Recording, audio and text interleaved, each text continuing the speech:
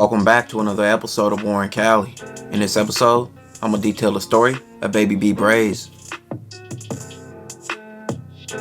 Now in the last month, the name Baby B Brazy has been ringing out all over social media and YouTube for his wild claims and descriptions of things he describes in his life of gangbanging. Some people dispute his claims, but many validate things he said.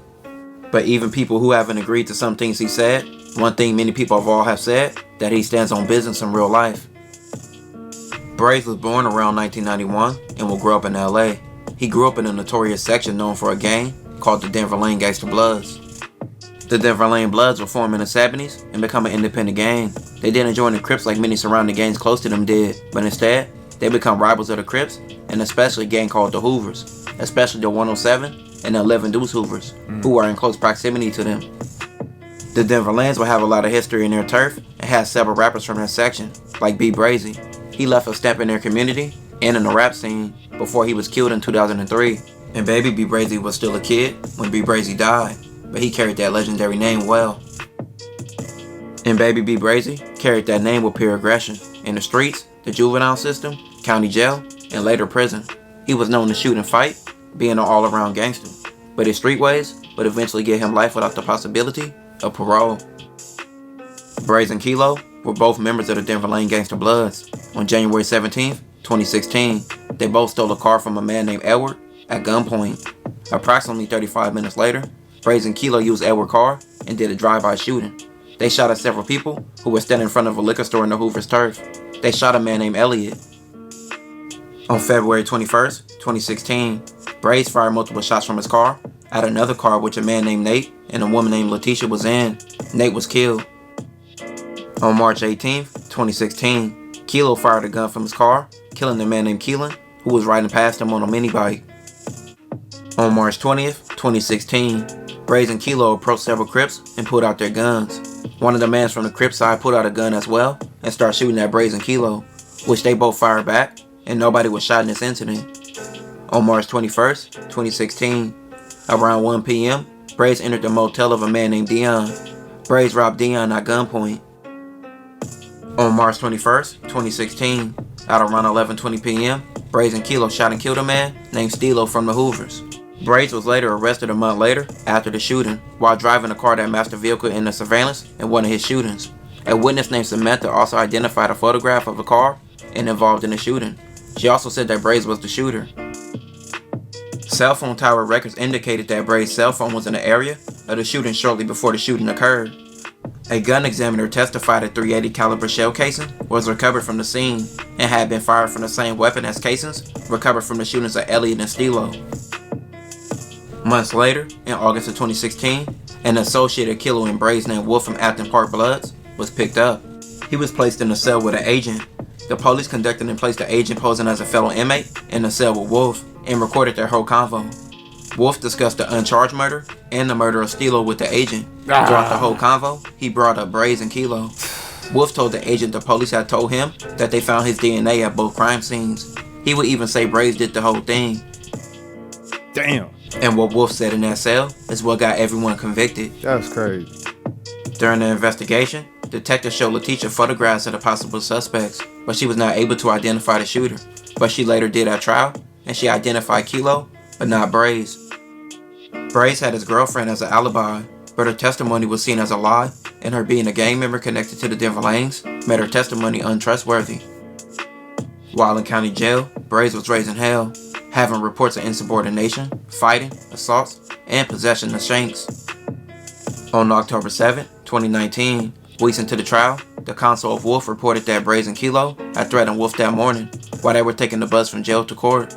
Wolf was asked if he felt like he'd been threatened by Kilo and Brazy that day, and Wolf said yes I was. And that sealed the fate of this trial, even though Wolf told he received 40 years to life. The trial court imposed 2 sentences of life without the possibility of parole for Kilo, as well as a sentence of 205 years to life, and a sentence of 14 years and 8 months. Brazy received 2 life sentences without the possibility of parole, as well as being sentenced to 227 years to life, and another sentence of 29 years and 8 months. In January 2025, a channel on YouTube called The Who's Who's would appear on YouTube telling stories of different situations and what happened in jail, and it would be Brazy giving props to other gang members and hoods, and also exposing some or cowardly behavior. But this will rub some people the wrong way, like 4Extras. 4Extras will build a reputation on social media for his tough antics and his persona that made him look like he was the toughest dude moving to some people. So Brazy would tell his story fighting 4Extras, and he would say that he won the fight. For the record, it was all Crips in that day room with me when I got down 4Extra. He came to my building. He like, I'm 4Extra, 40 Crip. I'm like, I'm Baby B Brazy from Devil Lanes. He like, 40 Crip though. I just told him, hey, we gotta get in. Dead homies, you there. 4Extra know what happened in the day room. Whole shit was bleeding. The police knocking on the door. Hey, what y'all in here doing? He walked to the door with his whole shit bleeding, leaking, I swear to God, with his shirt off. One of us would have died in that day room because all he do is talk. That's why he'll never talk about that. He talk about he didn't beat everybody up in the county and this, that, and everything I love. Ask him what happened with Baby Brazy from Devil Lanes. And 40 Crip. Like this, like throw the forward cut face. Brazy like, what? 4Extra. Every time he coming up, he like this. He grab like he's trying to grab Brazy, grab him with one arm and throw a punch with his other one. But every time he grab Brazy has a YA squabble, which means he gonna throw a million punches, a million jabs, and he hitting hard with a little skinny grown man strength. So he comes straight on the pipe. So it's like boom, boom, boom, boom, boom, boom, boom, boom, boom. Right, on cut, Extra go down to that one knee, boom. Could go down to that one knee. 4X like, 40 Crip, I like you, cuz. Westside 40s, cuz. Yeah. 4Extras would then make his own claims about the fight, and he would say who really won, being himself. And I was on one. And I was pressing somebody else. I was on one. I was pressing something. I was on about another down move. And he had said, he stepped up, you know what I'm talking about?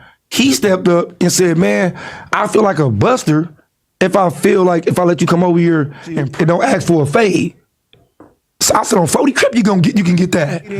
He waited, I'm like, you ready? He like, yeah. Boom, bam, bam, bam. I sock him. He back up. Boom, bam, bam, bam. I sock him up more. I hit him in his ribs. He started spinning up.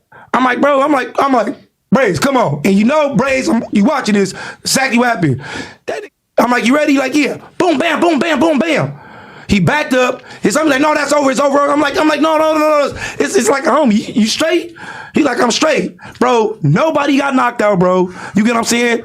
I socked on him. You get what I'm saying? I didn't knock him out. I didn't split him open. I wasn't trying to do him bad because we with lanes, bro. You get what I'm saying? I told him he straight. He said, yeah. Brazy videos with I ain't gonna lie, boy. Extra sound like he lying on 4.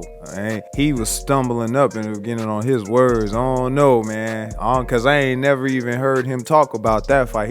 He talk about a lot of other squabbles, and this ain't one of them. It was brought up to him and was the reason it seemed like he had to even, talk about it and mention it. But I don't know, man. Extra, I don't know. I don't know about that one. and he would bump more heads with people on YouTube, like 600. Let's get this clear. I ain't got no problem with no Bloods. I ain't got no problem with no Devil Lanes. And I really don't have no beef, no smoke with Brazy. It's just that until he give us definition. See, he made a statement about 600, saying I can't go over there. Now, people telling me he talking about the hood, bro. What's that? I'm like, nah, he ain't talking about that. Pepper steak? They're like, nah, bro, he talking about the hood. Beef jerky? You can't go to the hood. I just want to know, bro, like what we doing? We need clarity, bro. It's all good, Dama. Really? Homie? It's all good. I just demand an apology before we go to where we gonna go. You know what I mean? I just want to know, and listen. I give everybody the benefit of the doubt. Even my homies. I play fair. If you a buster and you a rat, I probably won't expose you, bro, if you just leave me alone. But you started this, B Brazy. You started. I don't know if somebody told you I was a buster, or I'm scared, or I can't go certain places, or I ain't really like that. You must have been Googling the internet. That's how it's supposed to go. But look, check this out. I noticed you've been exposing a lot of neighborhoods. You feel me? And that's cool. Like I said, but if you're gonna expose, bro, keep it thorough, bro. Keep it a buck. Keep it 100. You feel what I'm saying? Don't select the politic. Don't be selective with your exposing. Now, you was up on DR, right? The Hoovers rushed you, right? You was with about 7, 8 of your homies, right? Damus, right? Exposed them Damus when they ran, bro. Now, this ain't got nothing against you. Cause I'm hearing you still down. You squabbled to the, you know what I'm saying? You did your thing. You ain't run. You know how I exposed my homies, bro? Busters and rats and all that? Yeah, I ain't selected with it, bro. I expose whoever, bro. So yeah, if you want to come on here and do that, bro, to keep your credibility. Brazy was making a wave on YouTube by telling his stories and his side of everything. At almost around a month, he's already touching 12K subscribers. Check out his channel. It's called The Who's Who's if you haven't heard before. Man, I don't know. It sound, I'm gonna keep it real, boy. It sound like Extra may have lost that fight, bro. He wasn't confident even telling that story. Y'all know, a lot of y'all can see that in him. Like, I don't know, man. I think so. He lost that fight. If I had to say somebody was telling a story, it'd have to be Extra, bro. And knowing about Brazy, knowing how witty he is and was, you know, whatever you want to call it. I don't know, man. That's one that's, you know, you got a question. But I'm gonna have to go with Brazy on that one. I don't know though. I ain't in it. But at the end of the day, bruh, it's all foolishness. You know what I'm saying? I feel like Brazy threw his life away off of nothing. I mean, we already know what come with the street shit. You know what I'm saying? And he doing numbers right now. Like I support. You know, he going viral right now. He doing his thing, and I feel like it's low-key helping him cope with his time. You know what I mean? You could look at it like that.